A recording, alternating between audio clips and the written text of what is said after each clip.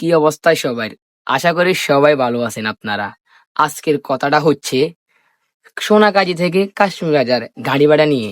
এর আগেও আমি অনেকবার বলেছি, সেটা আপনারা জানেন। সোনাগাজী থেকে কাশ্মীর বাজার গাড়ি ভাড়া নিয়ে কথা, এটাও আপনারা বলতে পারেন যে, কেন নবেল তুমি কেন বারবার বলতাছো, কিন্তু কেউ কথা বলতেছে না এটা নিয়ে। তাই জন্য আমার কাছে খারাপ লাগে ওই এই বিষয়টা নিয়ে। তারপর আমি বলি, কথাটা হচ্ছে কি জানেন, যখন এখানে 15 টাকা গাড়ি ভাড়া নিছে, সেটা ভালো লাগছে নিছে, হালকা রাস্তা খারাপ নিছে।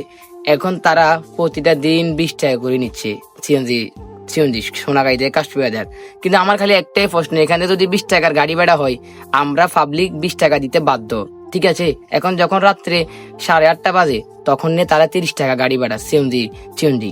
এখন এটা দেখে রিক্সাওয়ালারাও গাড়ি ভাড়া নেয় আমাদের থেকে বেশি, কিন্তু এটা তো আমরা মানতে পারবো না আমাদের পাবলিকের মনে একটাই প্রশ্ন হচ্ছে, সিএনজি মামারা যদি, যারা সিএনজি ড্রাইভার, তারা যদি 20 টাকা ও 30 টাকা নেই, এটা যদি আইনে হয়, মানে কি 30 টাকা যদি এখানে জায়গা হয়, 30 টাকা যদি গাড়ি ভাড়া হয়, তাহলে আমরা জনগণ 30 টাকা ও 20 টাকা দিতে বাধ্য।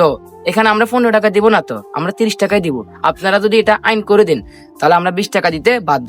কিন্তু ভাই, আপনাদের কাছে আমার একটাই প্রশ্ন, আপনারা আজকে কমেন্টে বলবেন কত টাকা হইলে ভালো হইব, এটার একটা আইন চান।